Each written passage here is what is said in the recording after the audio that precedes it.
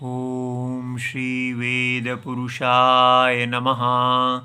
नमस्कार। Class number 478 Shrimad Bhagavad Gita जी शंकराचार्य जी के भाष्य के अनुसार आरंभ किया जाता है।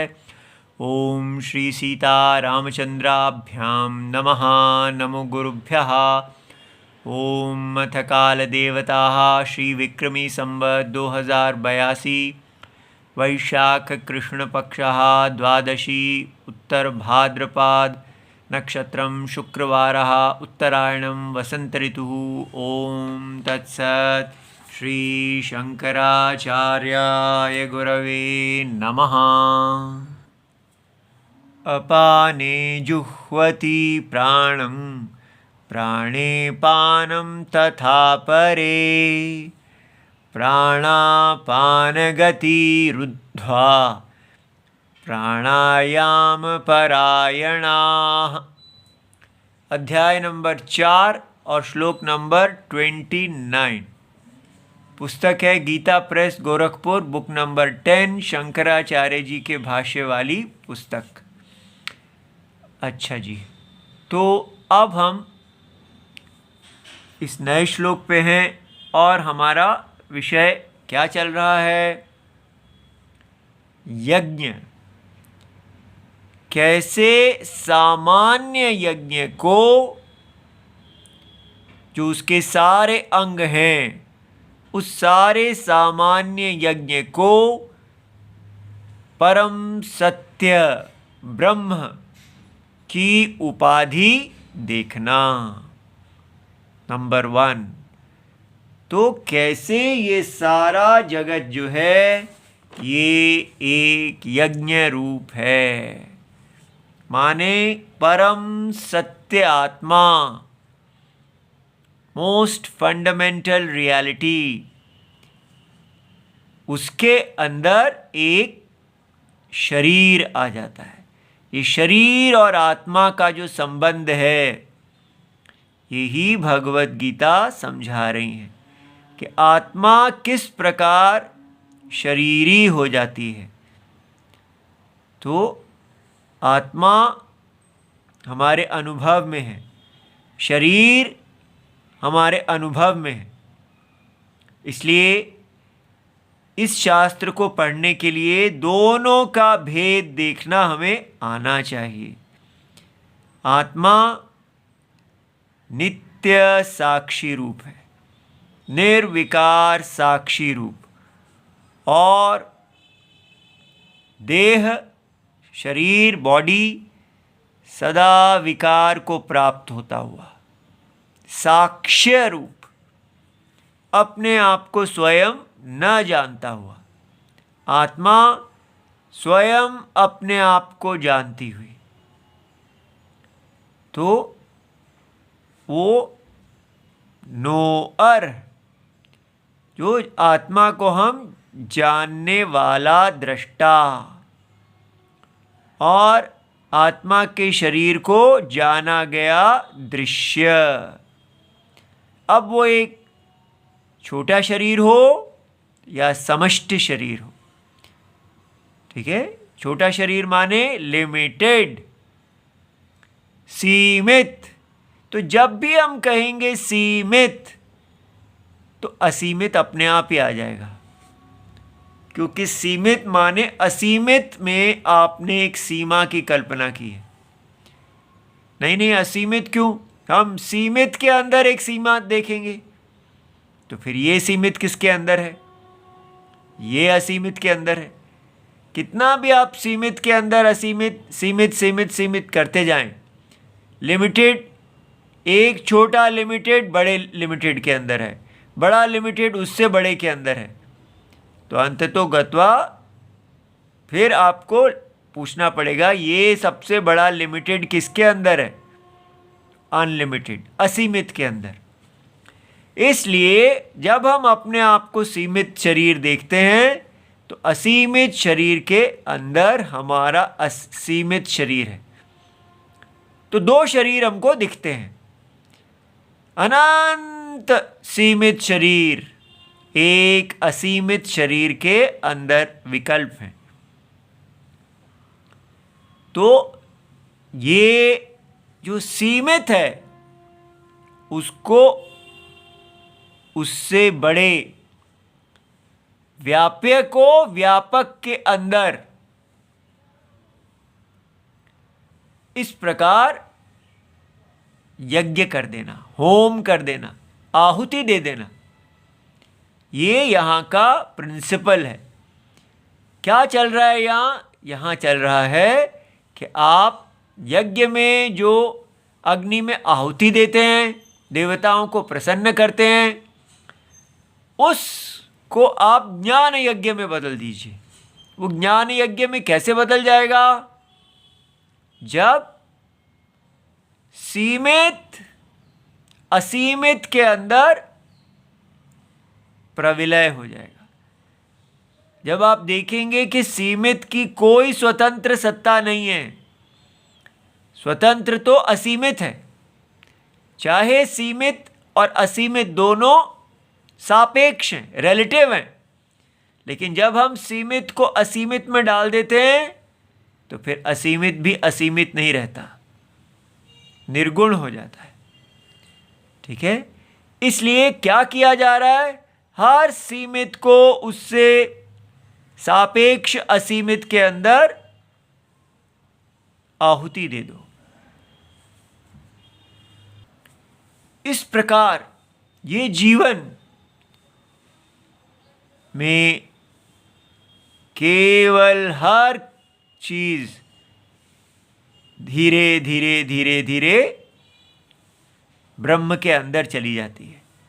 जैसे लहर जल के अंदर चली गई, कार्य कारण के अंदर चला गया, विशेष सामान्य के अंदर चला गया।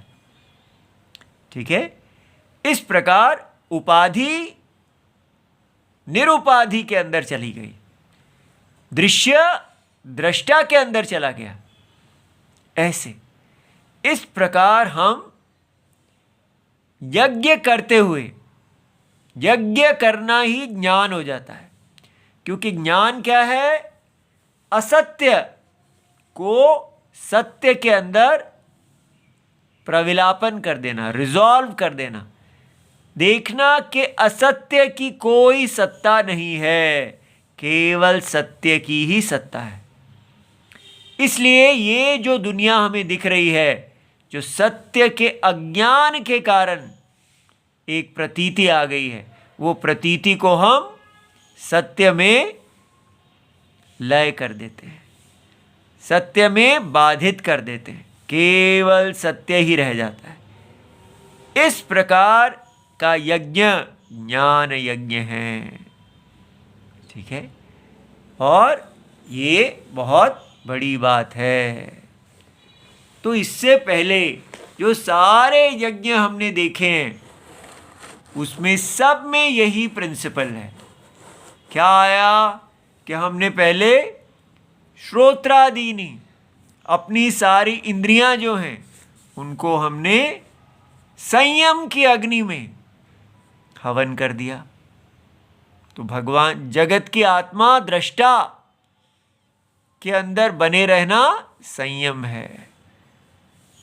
तो सारी हमारी जो संस्कृति है वो दृष्टा दृश्य, दृष्टा दृश्य, सदा इन दोनों को देखना। जो साइंस आदि है वो दृश्य में ही बैठी रहती है। यहाँ आप अपने आप को देह से हटा के दृश्यम में ले जाते हैं। देह दृश्यम है ऐसा देख के अपने आप को दृष्टा में ले जाते हैं। दृष्टा माने आत्मा, सत्यम। इसलिए दृश्य का दृष्टा में आहुति, ये यज्ञ है और यही ज्ञान यज्ञ है। ठीक है, इसी से मोक्ष आएगा, इसी से चित्त की शुद्धि आएगी। तो इसलिए जो सारी इंद्रियां हैं जो हमें वश में किए गई हैं, अब हमने इनको क्या किया? सारी इंद्रियों को दृष्टा आत्मा में संयम कर दिया। सदा आत्मा में बने रहो। और ऐसा करने से क्या होगा इंद्रियां जो हैं वो आत्मा में लय हो जाएंगी, केवल आत्मा रह जाएगी। तो ये यज्ञ हो गया। फिर क्या किया? इंद्रियों के विषय शब्द स्पर्श रूप रस गंध, कर्म इंद्रियों के विषय, उनको हमने इंद्रिय, सारी इंद्रियां जो हैं, अब इंद्रियां जब कहा तो इंद्रिय आत्मा, ठीक है। तो इसलिए इंद्रियां आत्मा में लय कर दिया। तो इंद्रियां जिस आत्मा की उपाधि हैं, कौन सा उपाधि? माया उपाधि। तो फिर सारे विषयों से इंद्रियां जो हैं असंग हो गई, इंद्रियां आत्मा ही हो गई। सब में यही चल रहा है यज्ञ। ये इतना रिलैक्सिंग है, इतना प्रेम है इसमें। सदा आप आत्मा अपने सत्य में बने हुए हैं और बिना किसी राग और द्वेष के, बिना किसी अपने आप को पूर्ण करने की इच्छा से, आपको आत्मा ही पूर्ण कर रही है, आपको आत्मा ही रति दे रही है। आप अपने भगवान नारायण में बने हुए हैं। और ये यज्ञ अपना स्वधर्म करते हुए, अगर आप कर्मयोगी हैं और यदि आपका ज्ञान उदय हो गया है, तो तब ये यज्ञ जो है ये केवल शुद्ध ज्ञान रूप है, ठीक है।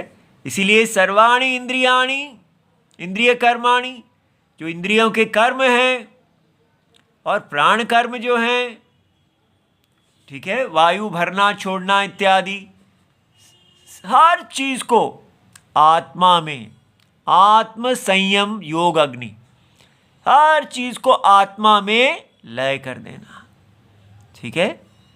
इस प्रकार आत्मा को देखना कि आत्मा और देह बिल्कुल अलग है। सदा आत्मा में शरणागति बनाए रखना, ये एक यज्ञ है, ये एक यत्नशील है, शीलता है, ये यति है, ये बड़ा कठिन है, ठीक है, ये एक तपस्या है। और फिर भगवान ने बताया कि जो आपका स्वधर्म कहे गए हैं, धर्मशास्त्र में जो कहा गया है कि इस प्रकार आप तीर्थों में द्रव्य लगाइए, ठीक है, द्रव्य यज्ञ। तो जो भी आप तीर्थ स्थानों में जाते हैं वहाँ जो भी दान देते हैं वो द्रव्य यज्ञ है। अब उसमें भी आप वहाँ सारे व्यवहार में देखना है, जो कुछ भी आप कर रहे हैं वो आत्मा में ही जा रहा है, आत्मा में ही रहता है, आत्मा में ही चला जाता है, और उसको करने वाला भी आत्मा ही है। इस प्रकार द्रव्य यज्ञ, तपो यज्ञ, सारी तपस्याएं आत्मा को ही अर्पण हैं, ठीक है। तो तपो यज्ञ, योग यज्ञ, और फिर कहा प्राणायाम और प्रत्याहार, जो प्राण के साथ जुड़ी हुई सारी क्रियाएं हैं उसको भी आत्मा में ही हवन करना। स्वाध्याय ज्ञान यज्ञ, और जो अपना वेदाध्ययन है, श्रुति स्मृति, ये भगवद गीता आदि सब अध्ययन जो है, तो वो हम जगत की आत्मा में हम इसकी आहुति दे रहे हैं। तो हर कार्य एक व्यक्ति के लिए नहीं, इस सारे जगत की आत्मा के लिए। ये बात समझनी है। कैसी आत्मा? नित्य तृप्त, ठीक है, पूर्ण आत्मा, जिसको कुछ नहीं चाहिए, जो शांत है। क्यों? क्योंकि वो सत्य है, ठीक है। उसको आप हर चीज को उसमें लय कर सकते हैं, लेकिन उसको किसी में लय नहीं कर सकते, इसलिए वो परम सत्य है। तो परम सत्य में बने रहना और अपने सारे धर्म को निष्काम भाव से, किसी फल की इच्छा से नहीं, यज्ञ पुरुष में आहुति देते रहना। ऐसा बहुत सुंदर जीवन भगवत गीता हमें बता रही है। इसको कहते हैं सैंक्टिटी ऑफ लाइफ। जीवन की हर चीज में दिव्यता, चलना फिरना, उठना बैठना, प्राण सांस लेना, खाना पीना, कुछ भी हो, आप यज्ञ ही कर रहे हैं। कितनी पवित्रता होगी हर चीज में। लेकिन आजकल हम इस पवित्रता आदि को सब भूल के क्या बना रहे हैं? विकसित भारत। विकसित भारत में ये यज्ञ है ही नहीं। तो क्या है विकसित भारत में? ये देखिए, 9वीं क्लास का एक गुड़िया मेरे पास आई है कि मेरे को मैथमेटिक्स थोड़ा सा प्रॉब्लम आ रही है। तो मैंने उसकी पुस्तक के कवर पे देखा है, ये इंजन चलाने वाली स्त्री, ये इस पे बना है कंप्यूटर चलाने वाली स्त्री। और ये देखिए सब डॉक्टर स्त्री, सब एम्पावरमेंट। एजुकेशन किस लिए है? चाहे स्त्री हो पुरुष हो, वो बाजार में जाएं और वहां पर व्यक्तिगत अपने आप को ऊंचा करें। बस ऊंचा पद, ऊंचा पैसा, ये है विकसित भारत का सपना। और क्यों आप ये विकसित भारत बीच में ले आते हैं? अच्छा भला भगवत गीता पढ़ा रहे थे, यही पढ़ाना था, अब वो सब क्यों ला रहे हैं बीच में? किसी भी विद्या का जो हमारे मन में विचार प्रगति के डाले गए हैं, उससे तुलना करना चाहिए। ये नहीं कि दोनों अलग अलग डब्बे पड़े रहें। भगवत गीता अलग है और प्रोफेशनल लाइफ अलग है, ऐसा नहीं है। क्यों हम वो डॉक्टर बनेगी और उसका यज्ञ कर देगी, इंजन चलाएगी और फिर उसका यज्ञ कर देगी, ठीक है? जगत आत्मा में उसका आप अर्पण कर दो, बस यही तो हो गया। ऐसा नहीं कर सकते। क्यों? क्योंकि ये यज्ञ जो है, इसमें आप अपने यज्ञ पुरुष से जुड़े हुए हैं। आप देख रहे हैं कि आपका क्या स्थान है। हर चीज, जैसे सूरज, चांद, तारे, सब अपने अपने स्थान में हैं। उनको स्थान जन्म से मिला हुआ है, उनका जन्म एक यज्ञ के अंदर हुआ है। लेकिन हमें पढ़ाया जा रहा है कि हमारा जन्म एक बाजार के अंदर हुआ है। ये आप देख रहे हैं, ये कितनी बड़ी दोष है। पूरा हिंदू समाज बदल दिया गया है। अब हमारे लिए कोई इंपॉर्टेंट नहीं है कि हमें पत्नी धर्म निभाना है, पति धर्म निभाना है, पुत्र धर्म निभाना है, संतान धर्म निभाना है। कोई राम नहीं है हमारे अंदर, बल्कि हमारे रावण को विकसित किया जा रहा है। रावण जन्म लेता है केवल भोग के लिए। अर्थ काम परायणता रावण है, जिसको हम यहां पर सीख रहे हैं एम्पावरमेंट, वुमेन्स एम्पावरमेंट, दलित एम्पावरमेंट, मैन एम्पावरमेंट, सबकी एम्पावरमेंट। वो सब क्या है? क्या है वो एम्पावरमेंट? वो एम्पावरमेंट की इच्छा तो रावण ने की थी। रावण पावर ही तो इकट्ठा कर रहे थे, अपने आप को विकसित राष्ट्र ही तो बनाना चाहते थे। रावण सबको जीतना चाहते थे, सबके ऊपर पावर चाहते थे। तो ये जो व्यक्तिगत पावर है, हर इंडिविजुअल को कहा जा रहा है कि आपको पूरा अधिकार है कि आप इस बाजार में और ऊंचा बनिए। तो फिर धर्म का, यज्ञ का अधिकार किसका है? इस विकसित भारत में यज्ञ तो कोई नहीं पढ़ाता, ना स्कूल पढ़ाते हैं और ना गुरुजी लोग पढ़ाते हैं। जहां भी जाओ सब आपको अपने ही ऑर्गेनाइजेशन के अंदर फिट करते हैं। मेरे को बढ़ाओ, बस यज्ञ को बढ़ाओ, यज्ञवर्धन था है ही नहीं। इसलिए हमें झूठ में नहीं रहना कि Hindu is great, Hindu is great. What is Hindu? केवल एक कसाई। ये दो प्रकार के कसाई हैं। एक है जो केवल आपका गला काटना चाहता है, अपना रिलीजन को बढ़ाना चाहता है, और दूसरा कसाई है जो विकसित भारत चाहता है। बस उसके लिए उसकी कोई माँ बहन नहीं है, वो केवल बस मुझे आगे बढ़ना है, व्यक्तिगत ग्रोथ। सारे व्यक्ति बढ़ेंगे तो राष्ट्र बढ़ जाएगा। ये कितना गलत सोच है।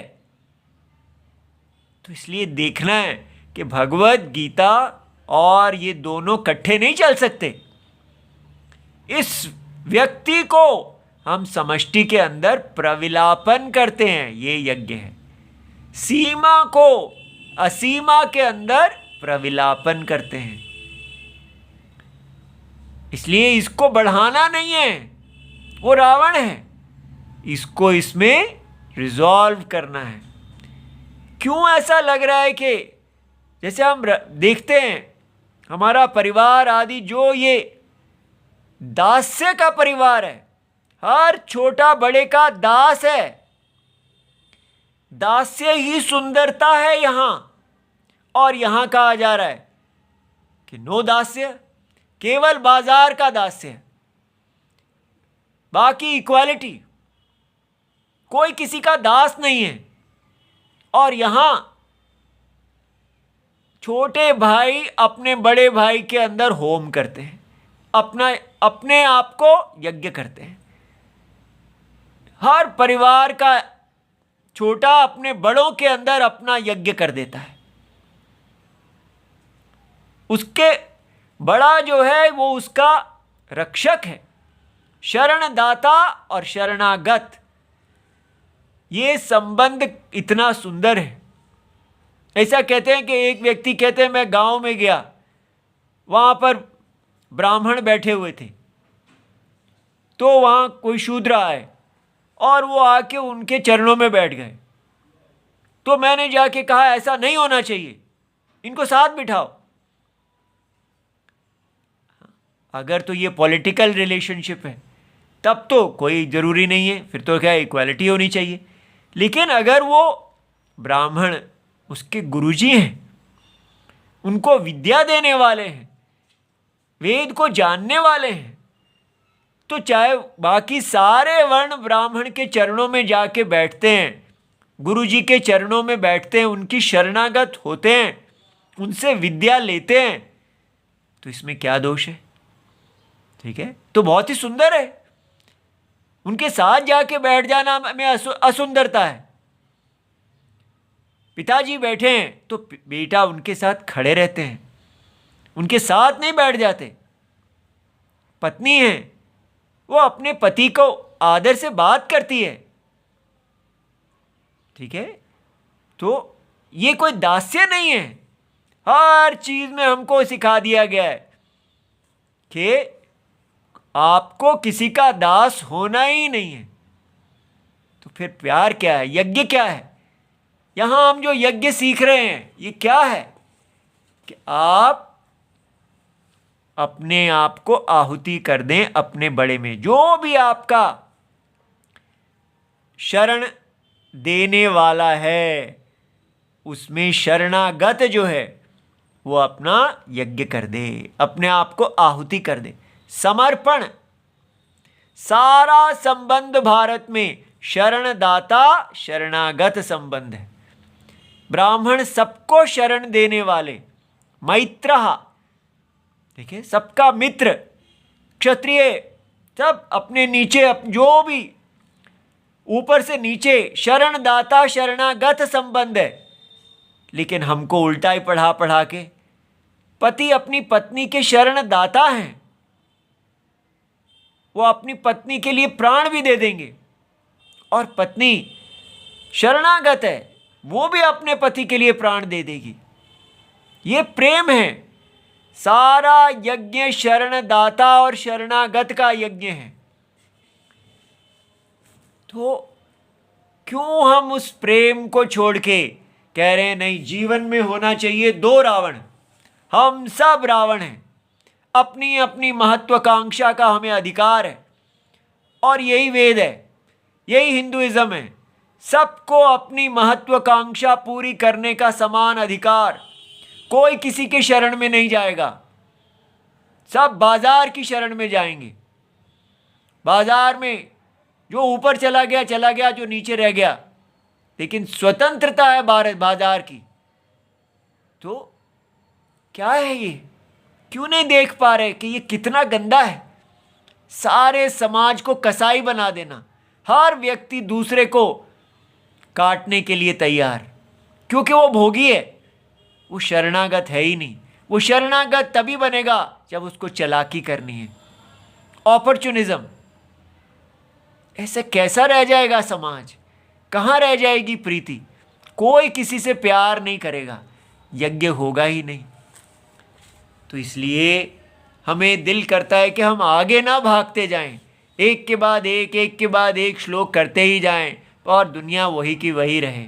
तो क्या लाभ? हमारी भगवत गीता जी भी रोने लगेंगी कि मैं ये बता रही हूँ लेकिन मैं अपने बच्चों को बदल ही नहीं पा रही हूँ। ये लोग रावण ही बनते जा रहे हैं। क्या रखा है इस दुनिया में? ऊंचा पद, ऊंचा पैसा। क्या छोटे भाई को अपने बड़े भाई में राम देखने में खुशी नहीं मिलती? बड़े भाई को अपने छोटे भाई में लक्ष्मण देखने में खुशी नहीं मिलती? दोनों इतना प्रेम आजकल कहते हैं ये पॉसिबल ही नहीं है, क्योंकि अगर वो दोनों ही रावण होंगे तो कैसे संभव है? हम समझ ही नहीं पा रहे कि ये शरणदाता और शरणागत का यज्ञ क्या है। तो इसके लिए जब भी आप भगवत गीता पढ़ें, जो अर्जुन जी ने किया था, शिष्यस्तेहम, मैं आपका शिष्य हूँ, शाधि माम, मुझे पढ़ाइए। भगवान मैं आपका शिष्य हूँ। बस बार बार अंतरात्मा में शरण लें। अंतरात्मा में तो हम शरण ले सकते हैं, वहाँ तो हम झुक सकते हैं।